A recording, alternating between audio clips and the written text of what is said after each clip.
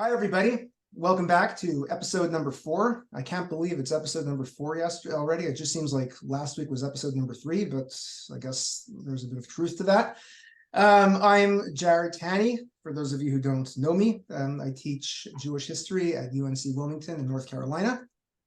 And I'm Adam Fuller. I teach political science at Youngstown State University in Ohio, and I'm also the director of our Judaic and Holocaust Studies Center. That's terrific. It's a wonderful promotion to get. Yeah. Well, it's not really a promotion. It's more of a secondary appointment. Ah, okay. Well, it still counts for something. Right. You can get a nameplate. You get new business cards. That's right, yeah.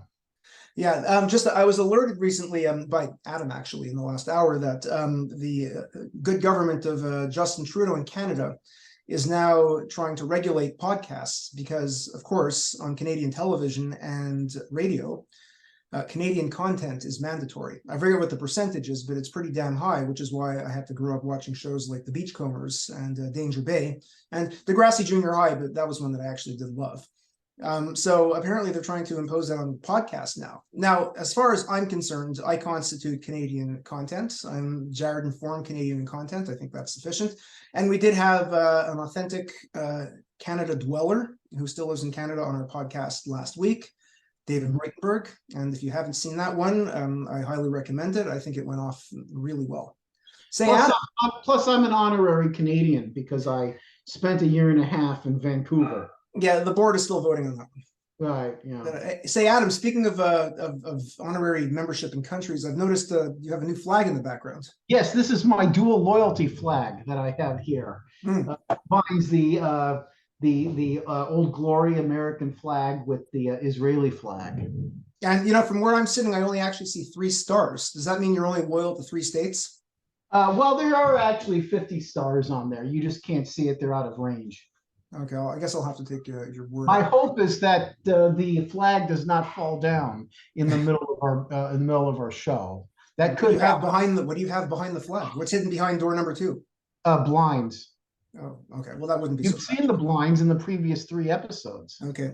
If anyone is really interested in seeing Adam's blinds, which, everybody's into something different. I hope people get all sorts of stuff out of our podcasts, and I recommend you watch one of our early episodes and you will get to see Adam's blinds. Right. Adam, I also understand in the first episode, which we recorded around the same time on a similar kind of day, the sun was coming in and shining in my face. So I thought that the dual loyalty flag is a good way to prevent the sunlight from ruining our broadcast. And given that episode was titled "Liar, Liar, Hair on Fire," the magnification coming from the sun could have really heightened. It could have. Yeah, I was a little concerned about that. Yeah. Well, we staved off disaster that time, so that's fortunate. Hopefully, the flag will protect your cranium from further dismemberment. So we don't actually have to register our podcast with the Canadian government because we are operating out of the United States. That is true. But I don't know where YouTube servers actually sit. And who knows? Maybe they'll hunt me down abroad, like the Russian government tends to hunt down its citizens. That might happen, yeah.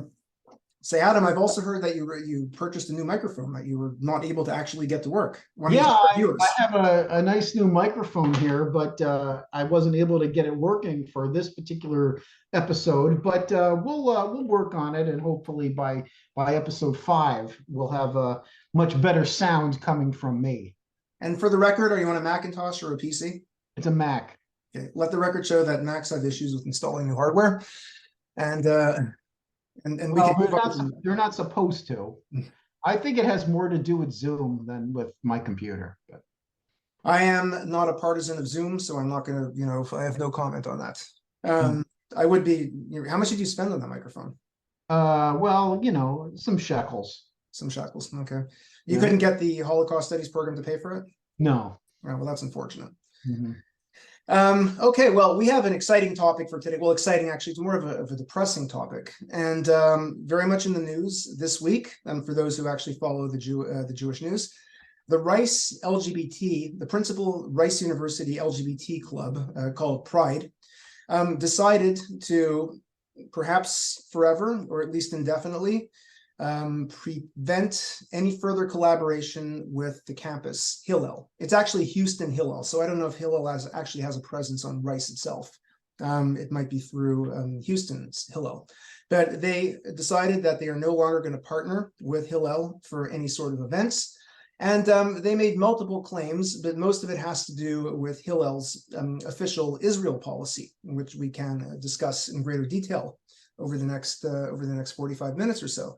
But they also said something quite disturbing in there, which we should discuss as well, and that is that Hillel's policies and practices make many students who would be involved with the Pride Club extremely uncomfortable. It provokes discomfort among people who participate in Pride activities. Poor things. Sorry, go on. The poor things. I mean, that's sad. It is that they're uncomfortable. It makes me sad that they're sad. Now, how is it that an organization can actually make people, individuals, uncomfortable, yet Pride also insists the individuals who associate with Hillel are more than welcome to show up at their events and, even discuss freely that they're Jews and, are part of Hillel? How is it that the same people who are uncomfortable with having Hillel alongside their names as a partnership are not uncomfortable with having those very same people sitting in the room? I have no idea. I mean, there must be some sort of logic behind it.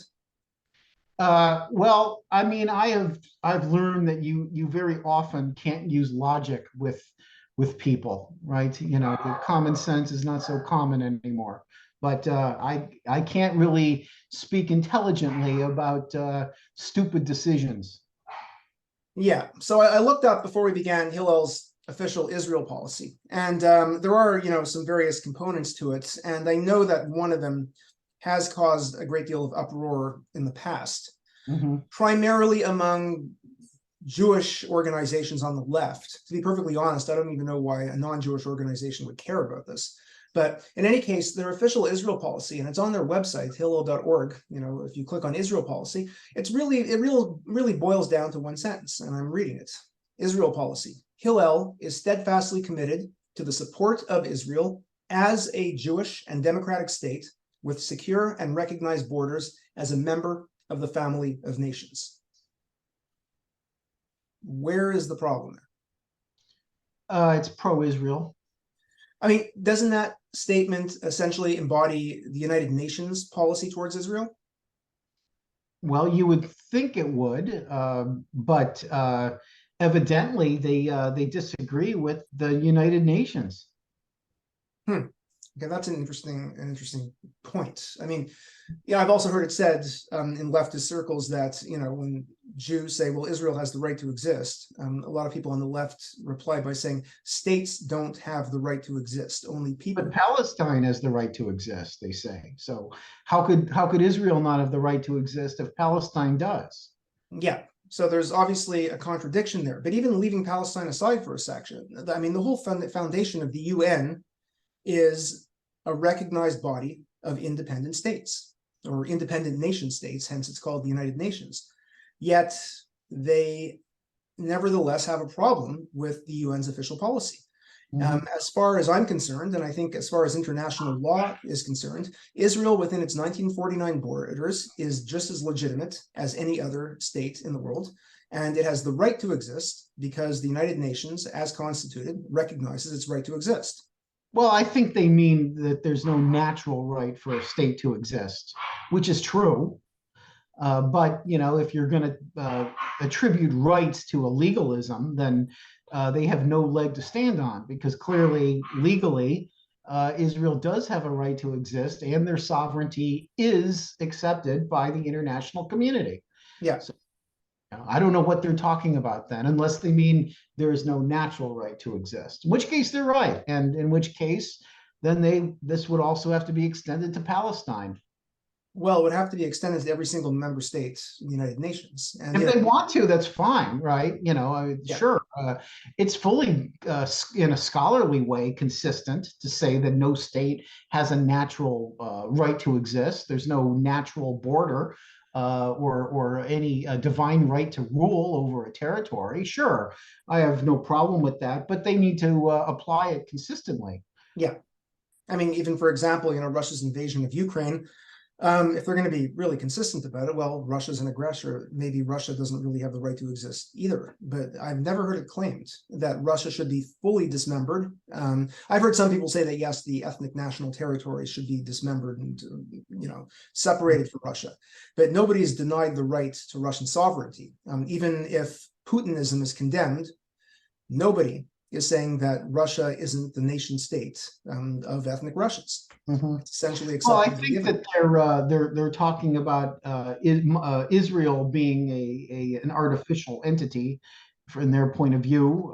It is a newer state, but it's certainly not among the newest of states, because there've been a lot of new states over the last 30 years. Yeah, absolutely. Now, I read down on further down on Hillels Guidelines, and I think at least the issue as far as other Jewish people on the left goes, and I'm really not sure why this would apply to Pride. If anything, then it would be Hillel that would have a problem if Pride took a stance that was to boycott Israel. But the standards of partnership state that Hillel welcomes, partners with, and aids the efforts of organizations, groups, and speakers from diverse perspectives in support of Israel as a Jewish and democratic state. Hillel will not partner with, house, or host organizations, groups, or speakers that, as a matter of policy or practice, deny the right of Israel to exist as a Jewish and democratic state with secure and recognized borders, i.e. the United Nations policy, delegitimize, demonize, or apply a double standard to Israel. And here's where the recognition of Palestine becomes relevant here. Support boycotts of, divestment from, or sanctions against the state of Israel. And that is something that has caused issues in previous years, where there were a number of Hillels that had to break off partnerships with various Jewish organizations to the left because they officially endorsed BDS. And there was an uproar within the Jewish community about that. Now, as far as I'm concerned, that's an intra-Jewish communal affair and really should have nothing to do with an LGBT campus community group. And the final one, exhibit a pattern of disruptive behavior towards campus events or guest speakers, or foster an atmosphere of incivility. Well, that should be just a given, really, with any club on campus. So, this raises the question again: what is it about this Israel policy that is problematic for an LGBT club on campus? How does it fly in the face of the ostensible mission of an LGBT club, which is to provide an inclusive space for LGBT students and to promote, their right to be gay in practice? In public, I should say. Well, I think that their view of themselves is broader than that. They see themselves as embracing inclusivity on a more general scale, and they probably interweave intersectionist ideology. I don't know if I worded that right. Intersectional is social justice, if you will. Right, social justice into their group's mission, and therefore they see Israel as denying the basic rights of Palestinian people. I don't know whether they seem to think that is in any way harmful to any Palestinians there on campus. I'm not sure why it would, but if they believe in social justice, they obviously feel that the Hillel organization is anti-social justice. Well, for our viewers who don't know what intersectional social justice is, and I'm giving a very simplistic definition here, but that's because they are simplistic in the way they use it. Intersectionalism is a legitimate concept that was invented decades ago to explain modes of oppression. And it does work in numerous contexts, but that's not how it's used on the left today in social justice circles. For them, they believe that all oppressions are linked. And if you are for one oppression, then that means you are for all oppressions. You can't be against oppression unless you are against all oppressions. They are linked. So therefore, if you favor LGBT rights, if you happen to support Russia in the war against Ukraine, then forget it. You are not allowed to be active in any sort of domestic social justice movement. They will not accept you as a partner. I'm not making any commentary on the Russian war here. Obviously, I don't support Putin in any way whatsoever, but I'm just using that as an example. It's a foreign conflict that really has nothing to do with anything going on domestically.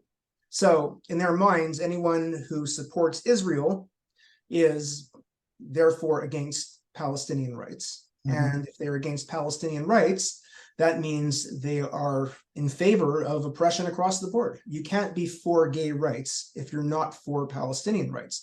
And if you support Israel as a Jewish state, then you are by definition, according to their definitions, against Palestinian rights. Now, I mean, this is an extremely flawed way of thinking as far as, I'm concerned. Why do they let individual members then join their LGBT club? Well, that's the thing too. I mean, but again, this might be a problem one day. Eventually, it starts with just Hillel, but eventually they're probably going to have litmus tests at the door. Probably, yeah.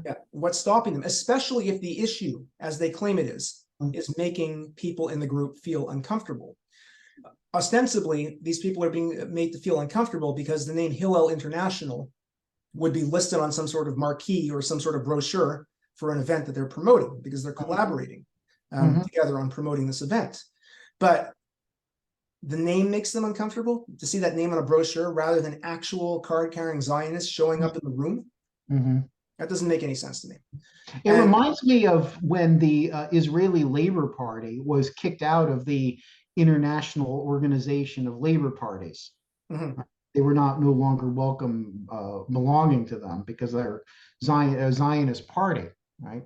So they're obviously not, in favor of, workers' rights in the world. They can't be if they're Zionists. Like, it doesn't make any sense, but that's the way that they're understood anyway.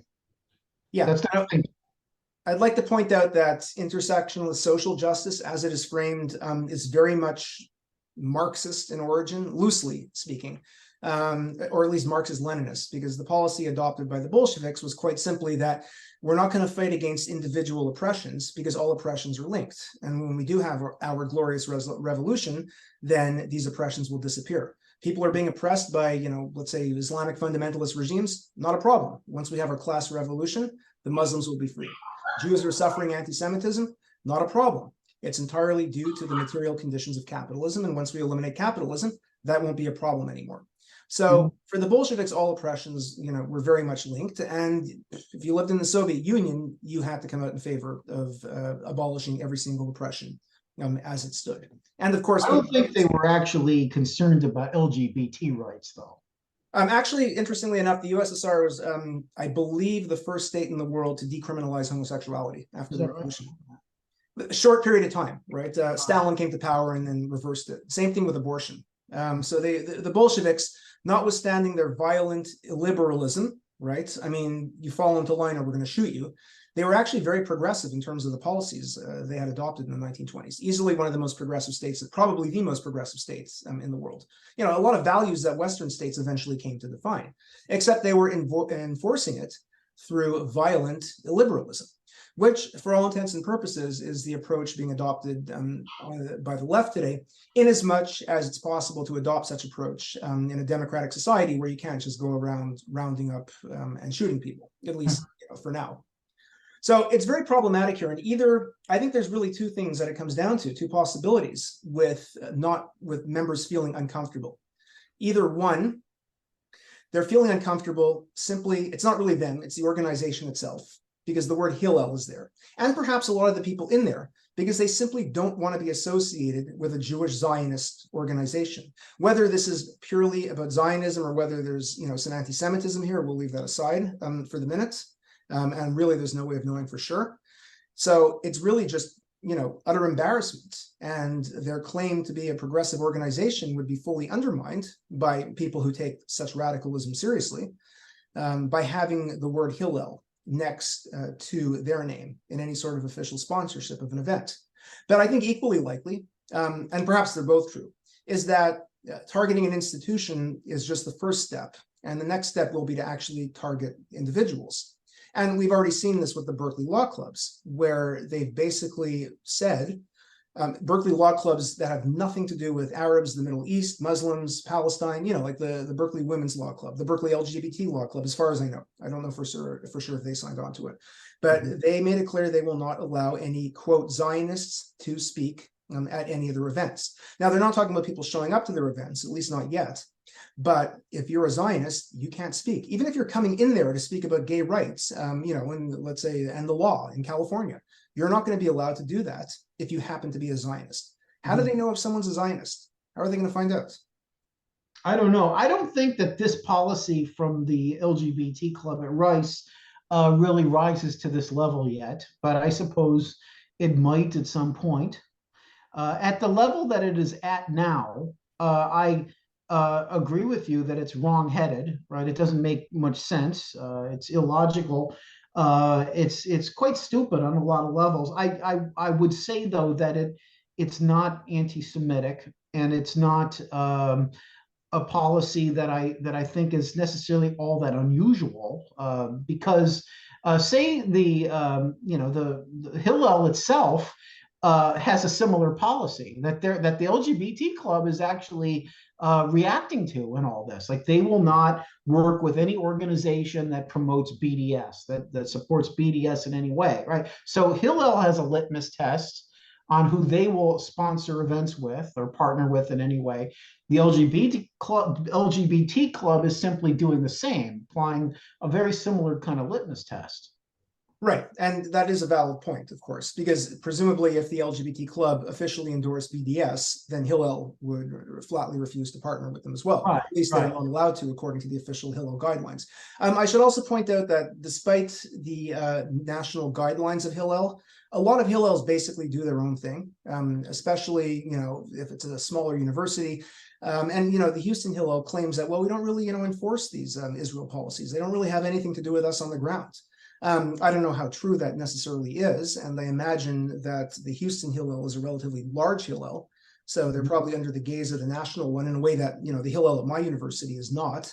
Well, they should be adhering to these policies. The chapter should not be working with organizations on campus that promote BDS. Right. And there's no evidence that they do. I mean, I really don't think that they do. A number of years ago, and I don't know if this Hillel adheres to this movement, and I think this movement essentially died out. There was a so-called open Hillel movement. I think it was sparked by an incident. It might have been a Penn. I think it was somewhere, up in the Northeast, because of National Hillel's refusal to allow one of their chapters to partner with an organization that supported BDS. So the Hillel, quote, broke away from them. And they decided that they're going to create a more free and open, environment for students' organizations. What did they call themselves? Open Hillel. Okay, I mean, it's a little bit pathetic. They couldn't even come up with their own name. It could be, not to try to use too much logic to understand what this club is doing, but it could be that they're having trouble gaining members because some people don't want to belong to them as long as they are partnering with Hillel. And that this is merely a strategic recruiting policy on this club's part. I suppose it's possible. Wouldn't that fall in the realm of anti-Semitism then? Why? Hey, we're not associating with Jews. Come and join us. No, they're not associating with a Zionist organization.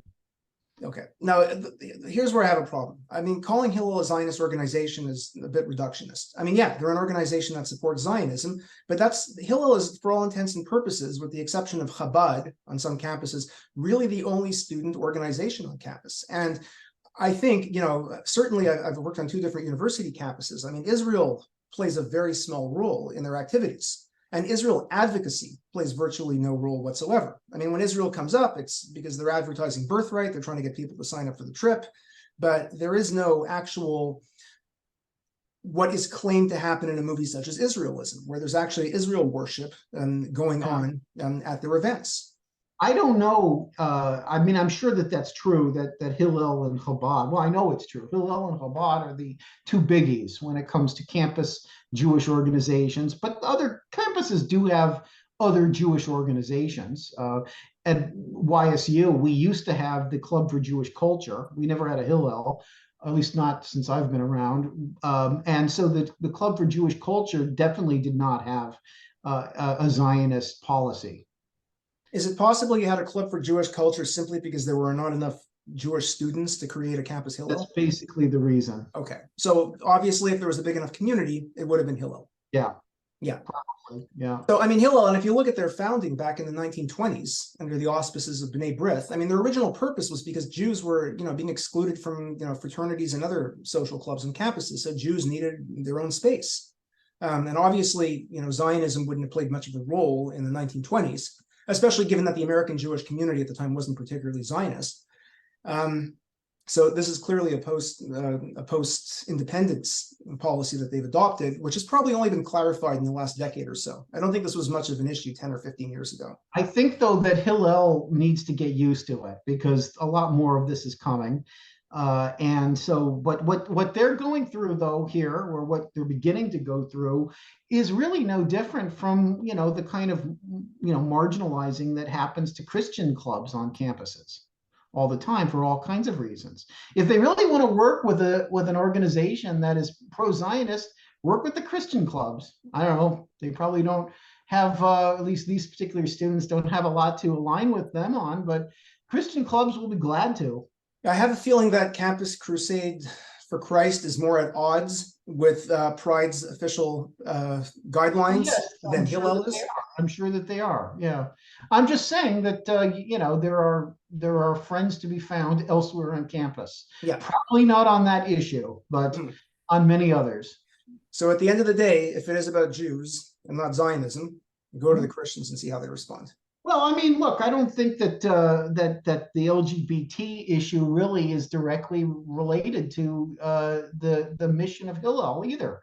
I mean, they obviously they have LGBT members. I don't see why those people can't belong to each organization, but I don't see why the actual programming of Hillel needs to be on every campus or most campuses or at all on any campus. Working with the LGBT Pride Club. Because, quote, intersectional social justice and diversity are the order of the day on college campuses. And the Jewish organization, by that standard, then they have to drop their anti-BDS policy. They got to stop supporting Israel. Yeah, that's true. That's a valid point. And I've always made the point that anti-Semitism, not saying that this particular policy is anti-Semitic, but the marginalization of Jews has actually more akin with anti-Christian bigotry than with bigotry against the LGBT community or bigotry, racism against African Americans. It tends to have more in common with anti-Christian bigotry. That seems to be the case. It's more political. There's a political reason, and to some extent a religious reason. I'm not necessarily here, but that would probably be if there's any animosity towards the Chabad, for example, on campus, a motivating factor. Mm-hmm. So I think that they need to look for different friends or stand alone. Okay, well, let me give you a concrete example then, and how this is really a slippery slope. First of all, let me just add in terms of the anti-Christian bigotry, I get your parallel here, but bear in mind that Jews have been, the outcasts of Western Christendom for 2,000 years. So anti-Christian bigotry is a relatively new phenomenon in this part of the world. But so is this kind of anti-Zionism emanating on campuses in this manner. Well, if you believe that anti-Zionism is a form of anti-Semitism, then it's not really that new. It's just in a new guise at the moment, right? Right, but it's in a guise that is operationally new. Okay, well, let me give you a concrete example. Yeah. Okay, I guess about 12 years ago, I was bringing a speaker to campus, the late David Schneer, who tragically died really young, great Soviet Jewish historian. I went to graduate school with him. He's written a great deal. Well, most of his work was on Soviet Yiddish culture, Soviet Jewish photography, and he was active in writing about the LGBT Jewish community. This was 15 years ago, so it was pretty pioneering at the time. Anyways, I brought him to campus for a multi-day event, and he gave a couple of talks on Soviet Jewish stuff. But we also partnered with the Gender and LGBT Club or Association or whatever they were called at the time. I'm pretty sure the name is different now. And they co-sponsored the event with me and with the block chair in Jewish studies. Now, that's you. Sorry, what? That's you. Yeah, that's me. Right. But okay, but what if this were to happen today? and I was the advisor for Hillel. And I was also, the founder and one of the coordinators of the Jewish Studies Zionist Network. Could the LGBT association make an issue of that and say, well, we don't want to have your name alongside ours at the event where he will be speaking about, and I think he spoke about the persecution of LGBT people in Weimar, Germany, leading up to Nazism, and then under the Nazis. But what if they said that? They said, well, you, as representative of Hillel, as their advisor, and the founder of a network that explicitly promotes Israel, we don't feel that we should partner with you. Well, then the Hillel students need to find a new advisor. Like one of the reasons why students pick advisors is for strategic reasons, right? What that advisor could bring to them, right? And they just have to know when they ask you to be their advisor that here's the downside, here's the potential that could happen if I am your advisor and we are aligned here. You may lose support from other campus organizations. But they would lose it anyway because of Hillel's national policy. Yes, they would, right? Yeah, so whoever advises them is irrelevant. You're right. So why are you bringing up the advisor then? I'm just giving a concrete situation that happened in my life where this issue didn't come up, but I could see it coming up in the future. But in that, it wouldn't matter that you're the advisor in that situation because they already have this policy about working with Hillel. Yeah. Yep. No, that's right. No, okay, but here's the point. Right. The point is that as the block chair in Jewish studies, I contributed funds to their event. So they were gaining something by having a partnership with me. And obviously, if they said that to me, I'd say, go to hell. I'm withdrawing my funds. You're not going to, use any of my money, if my program's money, if you won't have our name up there. Yeah. Well, that's the choice that they make. Right. Now, here's the other issue. And this has to do with something else that was in the news today. When I looked up Students for Justice in Palestine, they applauded the decision by Rice Pride. I tried to do some research to see if SJP has any official affiliation or co-sponsorship of events with Rice Pride, and I've been unable to find anything. Does the SJP actually have a chapter at Rice? Yes. Okay. It's called SJP Rice, and they applauded breaking off the partnership with them. Now, I have no idea if SJP actually partners with them in any events, but according to the logic of intersectionality, partnering with SJP would be okay because the Palestinians are considered to be an oppressed group, whereas the Jews are not. And SJP represents the liberation of Palestine. So in theory, they wouldn't have a problem with that. But here's the issue. And this goes beyond the actual organization. It would go speak to actual members of SJP sitting in the room. This week, the national chapter or the national umbrella organization for SJP stated, and this is a quote from the Times of Israel, the U.S. National Students for Justice in Palestine celebrated the anniversary of the start of the Second Intifada this week, saying the violent uprising that began in 2000, quote, renewed the flame of resistance and, quote, still terrifies the Zionist entity to this day. Okay, so this is a clear endorsement of terrorism because the Second Intifada was, I would argue, the worst systematic attack against Jewish civilians since at least the expulsion of the Jews from Arab countries in the 1960s, if not earlier. We might even have to go back earlier than that to look for them. Thousands of Jews, children, died in terrorist attacks over the course of a couple of years, and here they are celebrating it. Right. Yeah, they're applauding it. Yeah. I'm very close to being a free speech absolutist. I hesitate to call myself that because I'm not really an absolutist. There are limitations. This is arguably a legitimate limitation on free speech. Like they are actually advocating terrorism. They're actually advocating the murder of innocent civilians for this political cause.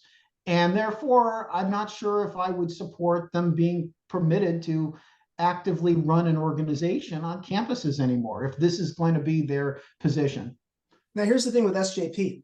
They claim to be a decentralized organization where the umbrella group does not speak to the views of the individual chapters. I call bullshit on it because once they're using SJP's name, they are ostensibly in line with what they're advocating, right? I mean, people are going to automatically associate the two. So I think this is their, plausible deniability, get out of jail free card. Oh, look, if it doesn't work for the campus Hillel, it doesn't work for the campus SGP. Yeah, except actually, though, with Hillel, they maintain on their website that all member Hillels have to adhere to their party line. So I think it would do what Hillel. I'm saying is they can't just say, well, and nobody is accepting this argument that they're independent, they're not following their national office and party line on the national level. But if that's the case and that's unacceptable, then it has to apply here too. Then the campus SGP is not going to be separate from the national SGP organization, the umbrella group. Now, here's the thing. Getting back to that original point that Pride made, that the presence or the association with Hillel makes people feel uncomfortable, yet members of Hillel could come into the room and that would be fine. I don't know if I'd be comfortable sitting in a room with members of SJP, even if they're not actually partnering with SJP. I mean, these are people who are members of an organization that endorse terrorism. Right. I'd be very uncomfortable sitting in the room with them, to be perfectly honest. Yeah. Yeah. That's a big concern that administrations should have. Are these members actually personally endorsing terrorism? Yeah. And even in terms of the organizations like Pride, I mean, if their conception of social justice is some sort of commitment to not killing civilians, then they should really issue some sort of statement about it. And they should say, we're not going to let card-carrying members of SJP into the room because they endorse terrorism, and they will make Jews sitting in the room uncomfortable, since Jews are their targets. Well, I don't know. Maybe administrations need to worry about them even being on campus if they're endorsing terrorism. Yeah, I don't know. I'm not actively advocating that they, investigate each member of SJP, but it is a valid concern. There was an incident a few years ago at University of Illinois Urbana-Champaign where the campus SJP disrupted an event and actively bullied the speaker, who was actually like the granddaughter of Holocaust survivors. And it was a big uproar, especially since the advisor of SJP was actually a member of the Jewish Studies program. Mm-hmm. Yeah, I mean, that's crossing the line, right? It's an organization that endorses terrorism, and here they are actually bullying a Jew. Up until now, they have not actually endorsed the Second Intifada, correct? I have no idea. I don't recall them ever celebrating the Second Intifada. Well, I guess they figure 2 decades down the road, it's one of those things that have been, just become, it's another day in the park for them at this point. Right. But I mean, mainstream people celebrate the Second Intifada all the time, right? People you would normally think, people that are just, supposedly, on the center left, either don't necessarily celebrate it, but think it was useful in getting, social justice actually happen in Israel. I don't know. So it depends on where they tend to go with this, right? It's definitely worrisome. I have not seen them ever before actually celebrate the Second Intifada. First Intifada, yeah, but not the second. Well, I think it's fair to differentiate between the two intifadas, because the first intifada was a legitimate, social movement to try to a violent one, and absolutely a very violent one. But it was really one to shake off, as the term means in Arabic, to shake off control by the Israeli government. Mm-hmm. And it was a grassroots movement. I mean, I think it caught the PLO completely by surprise. But I mean, the Second Intifada was completely orchestrated by Hamas and the PLO. I mean, Arafat definitely played a major role in doing it. And moreover, the role of terrorism in the Second Intifada was far greater than it was in the First Intifada. Mm-hmm. Yeah. So there's no way to justify them being allowed to say this and to operate on campus without Jewish students legitimately feeling uncomfortable about it. Mm-hmm. I'm very worried about it. Yeah. It's easier to just write off, that an organization supports BDS than an organization supports the Second Intifada. Mm-hmm. Yeah, absolutely. But again, getting back to the Hillel and the BDS thing, I just think it's a situation that's going to creep into targeting individual Jews, and I think we've seen that pattern, already. We've seen Zionist litmus tests being instituted in various fashions. What are you talking about? The LGBT or the SGP? Yeah, the LGBT. Yeah. Yeah. I mean, it's possible. Maybe down the road. Yeah. I'm not sure that they quite yet this is going to happen, but I think what you're saying is valid, and that means that organizations like ours, the Jewish Studies Zionist Network, we have a lot of work to do to make sure that this kind of thing does not progress to that point. Yeah. Yeah. Is there an SJP on your campus? We don't have one now. Yeah. Well, neither do we. But I think we only have a handful of Palestinian students. Yeah. Yeah. I've got a Palestinian in my class. She's a terrific student, and she did really well on her assignments too. I've had Palestinian students; they're quite good, but none of them have formed an SGP. Actually, the few Palestinian students that I have had that I've spoken with don't support the SGP. I'm not surprised. I'm not surprised, because a lot of these, movements on campus are being supported by people who, I hesitate to use the term political radicals because I sound like, some sort of right-wing fanatic here, and I'm trying not to do that. But many of these people in what we call intersectional and social justice are white middle-class people. They're really the people who are driving the movement. Yeah, most of the Palestinian students I've talked to, most of the Palestinians I've talked to, students or otherwise, want change, but they want it to come about through diplomacy and sitting down and working through a solution to this. They probably want Israel, well, they do want Israel to give up a lot more than Israel's willing to, but they're not advocating the kind of tactics that we see from SGP. And they're certainly not interested in silencing Jewish or Zionist people that want to represent their viewpoints. Yeah. I think that's where quite a lot of Palestinians sit in this country. Yeah, near as I can tell, I don't have much of a demographic to really, evaluate. Well, you have your chicken restaurant. My Palestinian chicken guy. Yeah, no, he's great. He's had passports for half a dozen different countries, and he doesn't care, and he gets in and out of borders. Somehow he got an Israeli passport, even though he was born in the West Bank. And he's just, fed up with all the, I don't know if I've mentioned it before, but I went up to him on the day of the Israeli election, and I knew he had an Israeli passport at one point. I said, "So you're voting in the election?" And he said, no, I gave up my Israeli passport, my Jordanian passport, my Palestinian passport. I only have an American passport. And I said, for a stateless person, you've got a hell of a lot of passports. But he couldn't vote in the Israeli election anyway, because you actually have to be there. I know. Yeah. But I figured I'd bring it up anyway in conversation. Yeah. But he did take pride on giving his Jewish customer free French fries one day.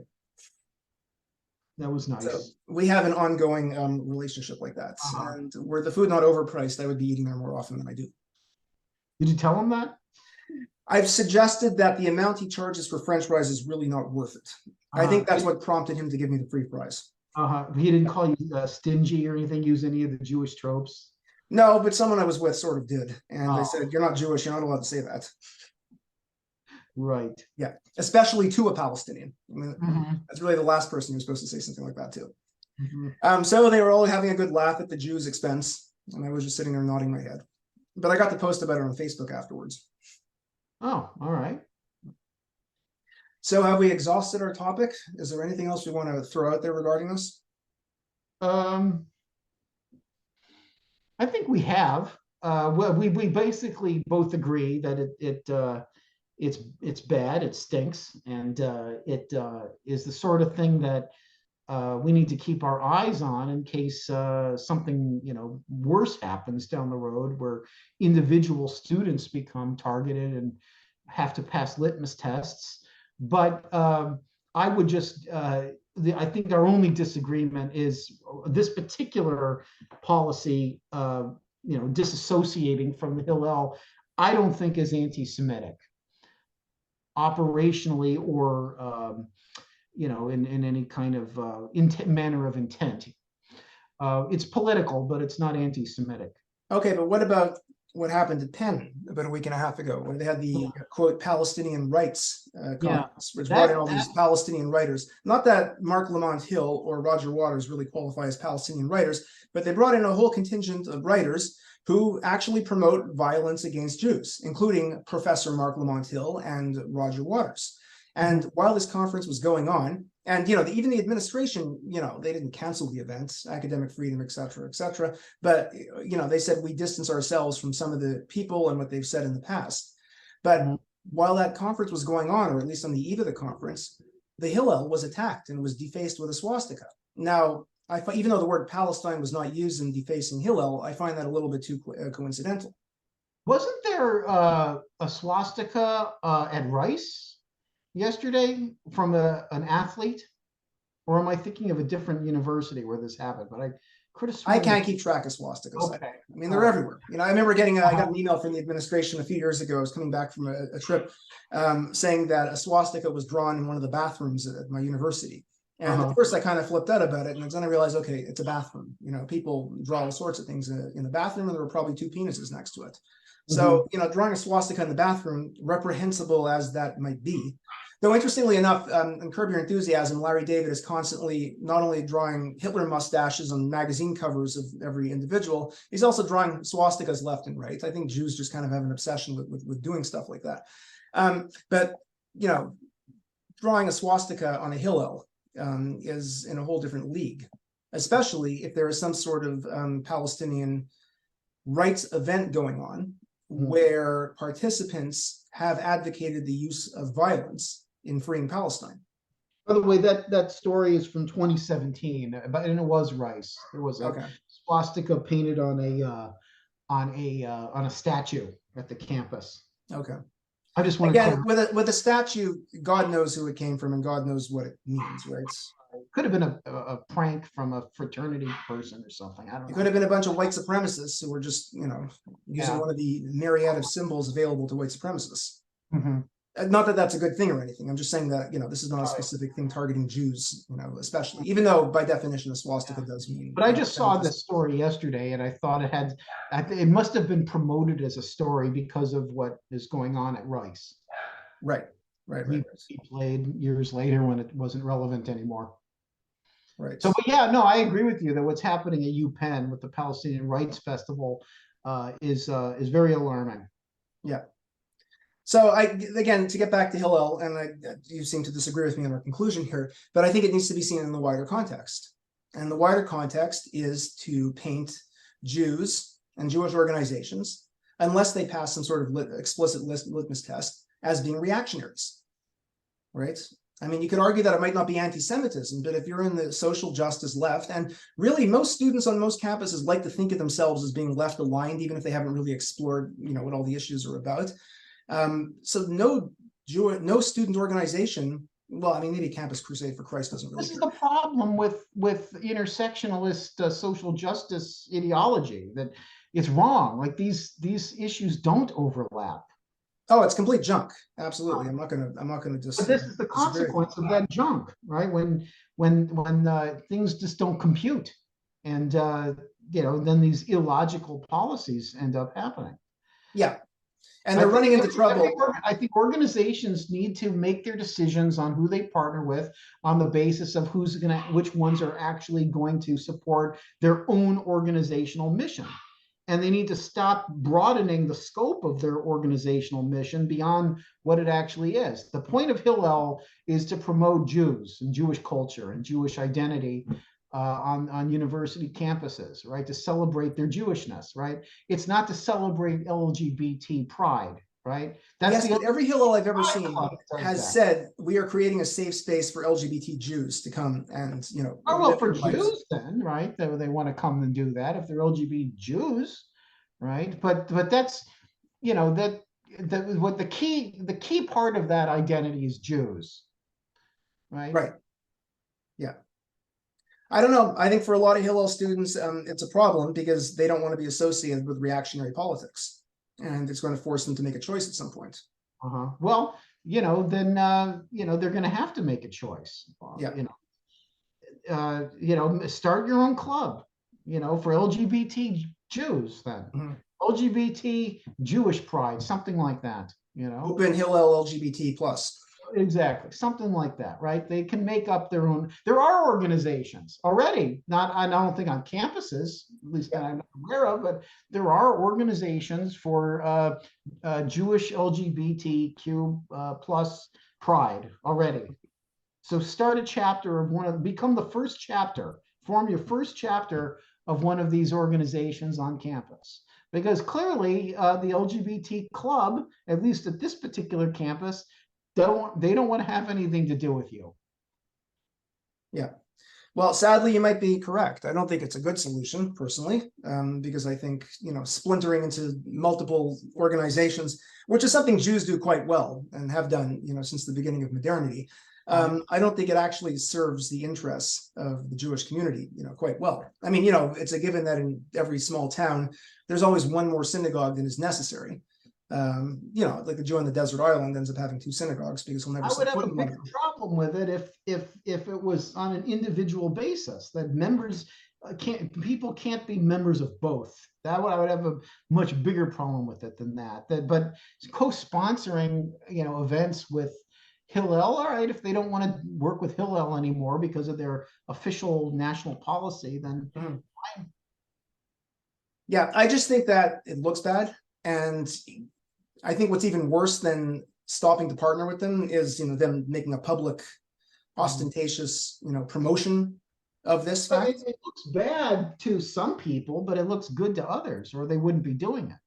Right? Yeah, that's my point. It looks good to those people, but it makes Jews look bad. And that's the issue. That's what it comes down to. So even if it's not anti-Semitic in intent, even if it's a legitimate practice of an organization on campus, I think making a public spectacle of this, which I will argue is part of their objective.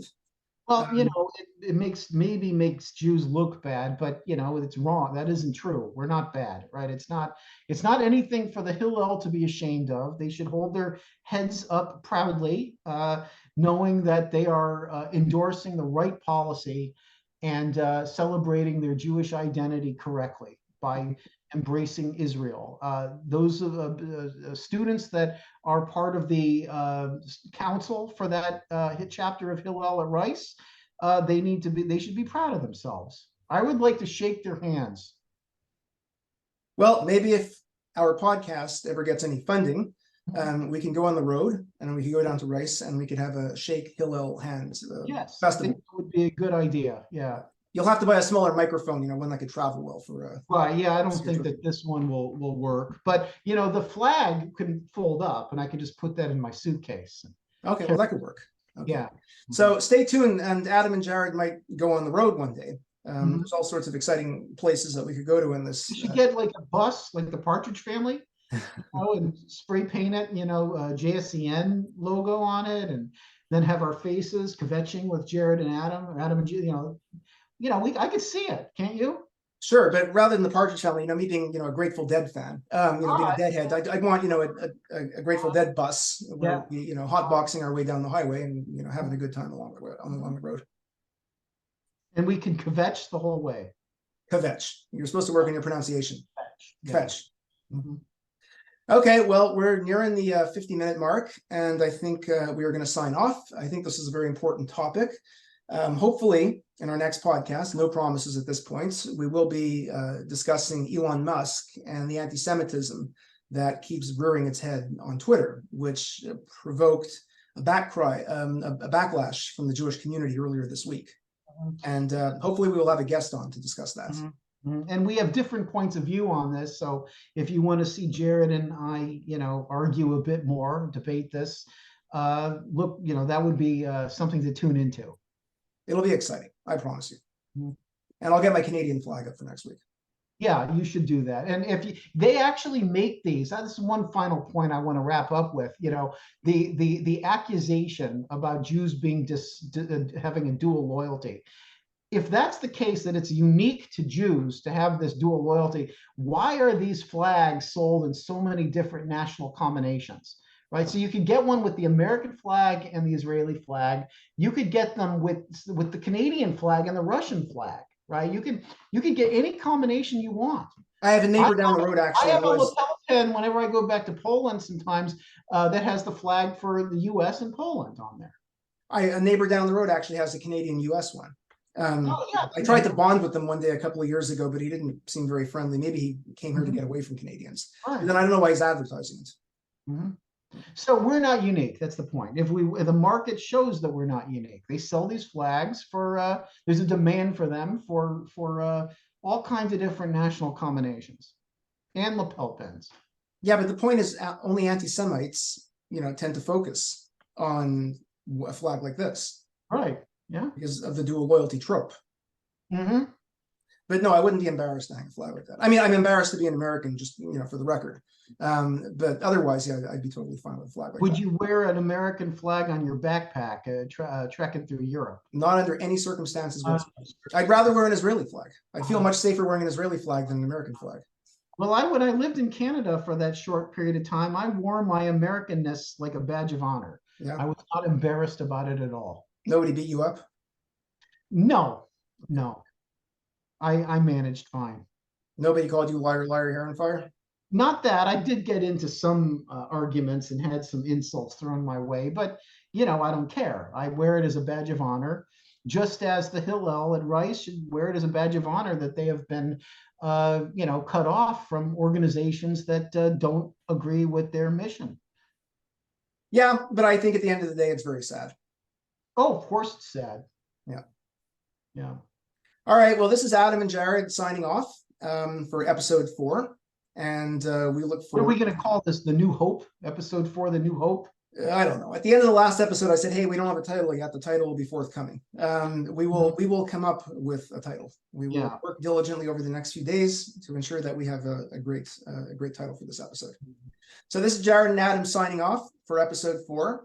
And we look forward to seeing you next week when, if all goes well, we will have a very special guest. Name to be announced.